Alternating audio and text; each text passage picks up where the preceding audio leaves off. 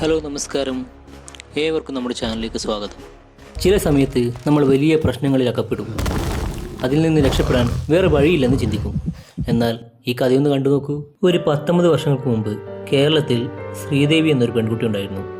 അവളുടെ ബാല്യത്തിൽ തന്നെ മാതാപിതാക്കൾ അവളെ വിട്ടുപോയി. പിന്നീടുള്ള അവളുടെ ജീവിതം മുത്തശ്ശിയോടൊപ്പമായിരുന്നു.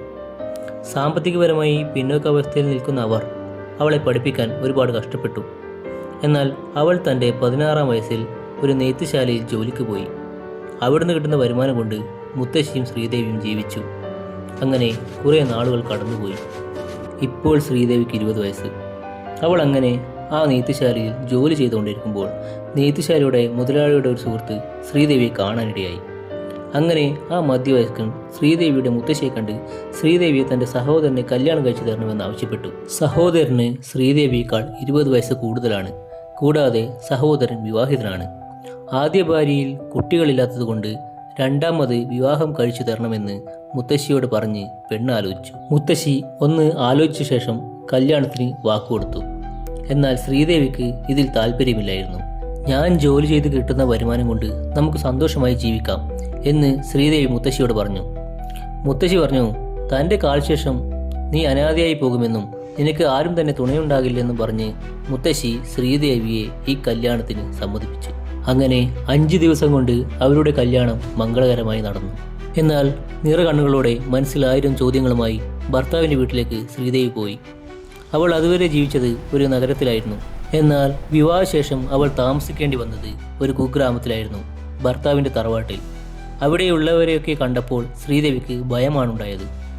എന്നാലും എല്ലാവരുമായി പൊരുത്തപ്പെട്ടു പോകാൻ അവൾ ശ്രമിച്ചു. അങ്ങനെ 5 ദിവസം കടന്നുപോയി. എന്നാൽ ശ്രീദേവി ഒരു കാര്യം ശ്രദ്ധിച്ചു. ശ്രീദേവിയുടെ ഭർത്താവിൻ്റെ ആദ്യ ഭാര്യ ആ വീട്ടിലാണ് താമസിക്കുന്നത്. കൂടാതെ അവരുടെ വയറ് വീർത്തിരുന്നു, ഗർഭിണിയെപ്പോലെ. അവളുടെ സംശയം കൂടി. ഭാര്യ ഗർഭിണിയാണെങ്കിൽ തന്നെ എന്തിനാണ് വിവാഹം ചെയ്തത്, ഈ വീട്ടിലേക്ക് കൊണ്ടുവന്നത്? എന്തിനാണ് ഇത്ര പെട്ടെന്ന് ഈ കല്യാണം നടത്തിയത്? ഈ ചോദ്യങ്ങളൊക്കെ അവളുടെ ഉള്ളിൽ തങ്ങി നിന്നു. തൻ്റെ ഭർത്താവും ആ വീട്ടിലുള്ളവരും ശ്രീദേവിയോട് ഒന്നും സംസാരിക്കാറില്ലായിരുന്നു. ഇതൊക്കെ കാണുമ്പോൾ ശ്രീദേവി മനസ്സിലാക്കി, താൻ അറിയാതെ ഈ വീട്ടിൽ എന്തൊക്കെയോ പ്രശ്നങ്ങൾ നടക്കുന്നുണ്ടെന്ന്. അതിൻ്റെ രഹസ്യമറിയാൻ അവൾ തീരുമാനിച്ചു. ഈയൊരു സമയത്താണ് ആ നാട്ടിലെ അമ്പലത്തിൽ ഒരു ഉത്സവം നടന്നത്. അതിൻ്റെ ഭാഗമായി ഇവരുടെ വീട്ടിലേക്ക് ഒരു മന്ത്രവാദിനി വന്നു. അവരെ ഒരു രാജ്ഞിയെപ്പോലെ ആ തറവാട്ടിലുള്ളവർ വരവേറ്റു. അവർക്ക് വേണ്ടി ഒരു മുറി, അവർക്ക് വേണ്ടി ഒരു ജോലിക്കാരൻ, അവർക്ക് വേണ്ടി പ്രത്യേക ഭക്ഷണം. അങ്ങനെ ആ തറവാട്ടിലുള്ളവർ അവരെ പരിചയിച്ചു. എന്നാൽ രാത്രി നേരങ്ങളിൽ ആ മന്ത്രവാദിനി ഒരു പൂജ ചെയ്യും. ആ പൂജയിൽ ദൈവത്തിൻ്റെ ചിത്രത്തിന് പകരം തലയോട്ടികൾ വെച്ചായിരുന്നു പൂജ ചെയ്തിരുന്നത്. ആ പൂജയുടെ അവസാനം ഒരു തീർത്ഥം ശ്രീദേവിക്ക് കുടിക്കാൻ കൊടുക്കും. അവൾ അത് കുടിച്ച ശേഷം മയങ്ങും. അങ്ങനെ 3 ദിവസം കടന്നുപോയി. ശ്രീദേവിക്ക് ചെറിയൊരു സംശയം വന്നു. തീർത്ഥം കുടിച്ചാൽ ഉറക്കം വരും. അതിനുശേഷം ഈ വീട്ടിൽ എന്തായിരിക്കും നടക്കുക? ചിലപ്പോൾ എൻ്റെ മനസ്സിലെ ചോദ്യത്തിനുള്ള ഉത്തരം കിട്ടിയാലോ എന്ന് അവൾ ചിന്തിച്ചു. അങ്ങനെ 4-ാം നാൾ പൂജ കഴിഞ്ഞ് തീർത്ഥം കുടിക്കാതെ അവൾ മാറ്റിവെച്ചു. എന്നിട്ട് പതിവ് പോലെ ഉറങ്ങാൻ പോയി. അവൾ ഉറക്കം നടിച്ച് കിടന്നു. ഒരു അരമണിക്കൂർ കഴിഞ്ഞപ്പോൾ വീട്ടിലുള്ളവർ താഴെ നിന്നും സംസാരിക്കുന്ന ശബ്ദം കേട്ടു. എന്നാൽ ശ്രീദേവി ഒഴിച്ച് എല്ലാവരും ആ മന്ത്രവാദിനിയുടെ അടുത്തായിരുന്നു.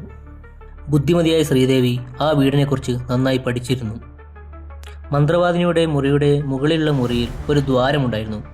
അതിനുള്ളിലൂടെ നോക്കിയാൽ ആ മുറിയിൽ നടക്കുന്ന കാര്യങ്ങൾ കാണാൻ കഴിയുമെന്ന് ശ്രീദേവി നേരത്തെ മനസ്സിലാക്കിയിരുന്നു. അങ്ങനെ ആ മുറിയുടെ ദ്വാരത്തിലൂടെ അവൾ താഴോട്ടേക്ക് നോക്കി. അവരുടെ സംസാരം കേട്ട് ശ്രീദേവി ഞെട്ടിത്തരിച്ചു. അവർ സംസാരിച്ചത് എന്താണെന്ന് അറിയണ്ടേ? 7 മാസങ്ങൾക്ക് മുമ്പ് ആ തറവാട്ടിലെ ഇപ്പോഴത്തെ തലമുറയിൽപ്പെട്ട ആർക്കും തന്നെ കുട്ടികൾ ഉണ്ടായിരുന്നില്ല. എന്നാൽ അവസാനത്തെ ആൾ എന്ന നിലയിൽ ശ്രീദേവിയുടെ ഭർത്താവിനാണ് കുട്ടികൾ ഉണ്ടാകാൻ സാധ്യതയുള്ളത്. അങ്ങനെ ഭർത്താവും മുൻ ഭാര്യയും കൂടി ഭൈരവി എന്ന മന്ത്രവാദിനിയെ കാണാൻ പോയി. ഭൈരവിയുടെ പൂജയുടെ ഫലമായി മുൻ ഭാര്യ ഗർഭിണിയായി. ഭൈരവിയെ പിന്നീട് അവർ ഒരു ദൈവത്തെ പോലെ കണ്ടു. എന്നാൽ ആ സന്തോഷത്തിന് പിന്നാലെ ദുഃഖവും വന്നു. അവിടെയുള്ള വയലുകൾ കരിയാൻ ആരംഭിച്ചു. തറവാട്ടിലുള്ളവരുടെ വ്യാപാരത്തിലും നഷ്ടങ്ങൾ സംഭവിച്ചു. അസുഖങ്ങളും വരാൻ ആരംഭിച്ചു. ഇത് മാറാൻ കുടുംബാംഗങ്ങൾ ഭൈരവിയെ കണ്ടു. എന്നാൽ ആ ഭൈരവി അതിനുള്ള പരിഹാരം പറഞ്ഞു. അതാണ് ശ്രീദേവി. വയറ്റിലുള്ള കുഞ്ഞിൻ്റെ രാശി ശരിയല്ലെന്നും അതുകൊണ്ടാണ് ഈ ദുർനിമിത്തങ്ങൾ സംഭവിക്കുന്നത് എന്നും അത് മാറാൻ ഐശ്വര്യമുള്ള ഒരു പെൺകുട്ടിയെ 15 വർഷം താമസിപ്പിക്കണമെന്നും അതുവരെ കേട്ടുകേൾവില്ലാത്ത കാരണം പറഞ്ഞു ഭൈരവി. കൂടാതെ ആ പെണ്ണിൻ്റെ ഇടതു കൈയിൽ 6 വിരലുകൾ ഉണ്ടാകണമെന്നും പറഞ്ഞു. അങ്ങനെ ആ തറവാട്ടിലുള്ളവർ അന്വേഷിക്കാൻ ആരംഭിച്ചു. അങ്ങനെയാണ് നെയ്ത്തുശാലയിൽ വെച്ച് 6 വിരലുള്ള ശ്രീദേവിയെ അവർ കാണുന്നത്. കൂടുതൽ വിദ്യാഭ്യാസമില്ലാത്തതുകൊണ്ട് വിവരമുണ്ടാകില്ല എന്നാണ് ആ തറവാട്ടിലുള്ളവർ വിചാരിച്ചത്. എന്നാൽ പിന്നീടാണ് അവർക്ക് മനസ്സിലായത് ശ്രീദേവി ഒരു ബുദ്ധിശാലിയാണെന്ന്. ഇക്കാര്യങ്ങൾ ശ്രീദേവി അറിഞ്ഞാൽ പ്രശ്നമുണ്ടാകുമോ എന്നാണ് അവർ ഭൈരവിയോട് ചോദിച്ചത്. അതാണ് ശ്രീദേവി ആ ദ്വാരത്തിലൂടെ കണ്ടത്. അപ്പോൾ ഭൈരവി തറവാട്ടിലുള്ളവരോട് പറഞ്ഞു, അവൾ ഇതൊക്കെ അറിഞ്ഞാൽ അവളെ ചങ്ങലക്കിട്ട് അറയിൽ പൂട്ടിയിട്ടേക്കുക. ആരെങ്കിലും ചോദിച്ചാൽ ഭ്രാന്താണെന്ന് പറഞ്ഞാൽ മതി. നിങ്ങൾക്കറിയാമല്ലോ 15 വർഷം അവൾ ഇവിടെ ഉണ്ടാകണം. അത് ആരും മറക്കരുത് എന്ന് ഭൈരവി പറഞ്ഞു. ഇത് കേട്ട ശ്രീദേവിക്ക് ശ്വാസം നിലച്ച പോലെയായി. ബുദ്ധിശാലിയായി അവൾ പ്രതികരിക്കാതെ നിന്നു. കാരണം പ്രതികരിച്ചാൽ അവളെ അവർ ഭ്രാന്തിയാക്കും. പണമുള്ളവർ വിചാരിച്ചാൽ എന്തു നടക്കും. അവൾ തന്ത്രപൂർവ്വം തനിക്കൊന്നും അറിയില്ല എന്ന ഭാവത്തിൽ നടന്നു. എന്നാൽ അവസരം വരുമ്പോൾ അവിടെ നിന്നും രക്ഷപ്പെടണമെന്നും അവൾ ചിന്തിച്ചു. പിറ്റേന്ന് രാവിലെ അവൾ പതിവ് പോലെ ജോലിയൊക്കെ ചെയ്ത് ആർക്കും സംശയം കൊടുക്കാതെ നിന്നു. എന്നാൽ രാത്രി അവൾ രക്ഷപ്പെടുന്നതിനെക്കുറിച്ച് ആലോചിച്ചുകൊണ്ടേയിരുന്നു. അന്ധവിശ്വാസം തലക്ക് പിടിച്ച ആ തറവാട്ടുകാർ ഭൈരവി കല്യാണം കഴിക്കണമെന്ന് പറഞ്ഞു കല്യാണം കഴിച്ചു. നാളെ ഭൈരവി കൊല്ലാൻ പറഞ്ഞാൽ അതും ചെയ്യും. അങ്ങനെ 3 മാസങ്ങൾ കടന്നുപോയി. ആദ്യ ഭാര്യ പ്രസവിച്ചു. ഇത് തനിക്ക് കിട്ടിയ അവസരമാണെന്ന് ശ്രീദേവി മനസ്സിലാക്കി. ശ്രീദേവി പറഞ്ഞു, ഇതാണ് ഞാൻ ആഗ്രഹിച്ചത്. ചേച്ചി പ്രസവിക്കാൻ വേണ്ടി ഞാൻ ഇവിടുത്തെ അമ്പലത്തിൽ ഒരു നേർച്ച നേർന്നിരുന്നു. എല്ലാ വെള്ളിയാഴ്ചയും അമ്പലത്തിൽ ശയനപ്രദക്ഷിണം ചെയ്യാമെന്ന്. അത് തീർച്ചയായും ചെയ്യണം, അല്ലെങ്കിൽ കുഞ്ഞിന് ആപത്ത് സംഭവിക്കുമെന്ന് പറഞ്ഞ് ആ അന്ധവിശ്വാസികളെ ശ്രീദേവി വിശ്വസിപ്പിച്ചു. അങ്ങനെ വെള്ളിയാഴ്ച ദിവസങ്ങളിൽ ശ്രീദേവി കൂടെ 2 കാവൽക്കാരോടൊപ്പം അമ്പലത്തിൽ പോകാൻ ആരംഭിച്ചു. ഇതിനിടയിൽ ശ്രീദേവി ആസൂത്രണം ചെയ്ത കാര്യം ആരും അറിഞ്ഞതേയില്ല.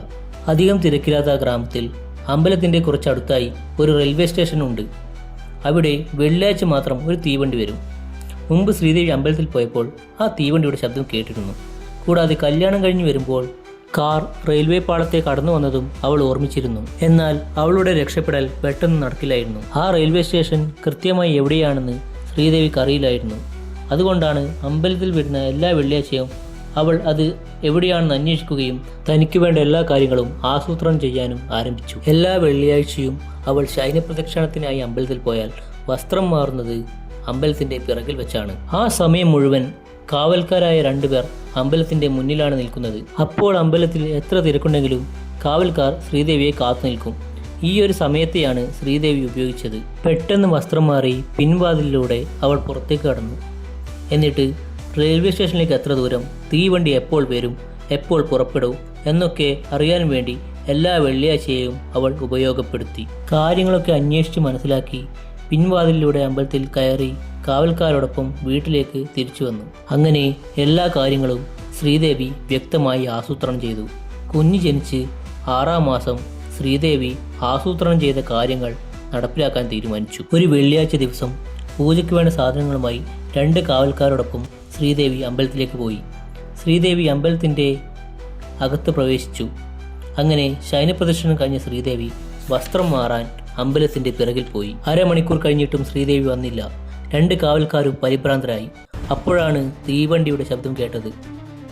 അവർ വേഗം തറവാട്ടിലേക്ക് പോയി വിവരമറിയിച്ചു. തറവാട്ടിലെ അംഗങ്ങൾ കോപം കൊണ്ട് വിറച്ചു. തറവാടിൻ്റെ ഐശ്വര്യം പോകുന്നത് കൂടാതെ ഒരു പെണ്ണ് തങ്ങളെ ചതിച്ചത് ഉൾക്കൊള്ളാൻ ആ തറവാട്ടിലുള്ളവർ തയ്യാറായിരുന്നില്ല. തറവാട്ടിലെ അംഗങ്ങൾ എല്ലാവരെയും വിവരമറിയിച്ചു. കൂടാതെ അടുത്ത റെയിൽവേ സ്റ്റേഷനിൽ ആളെ നിർത്തുകയും ചെയ്തു. അങ്ങനെ തീവണ്ടി വന്നു. തറവാട്ടുകാരുടെ ബാല്യക്കാരും അനുയായികളും എല്ലാവരും തീവണ്ടി മുഴുവൻ അരിച്ചു പെറുക്കി.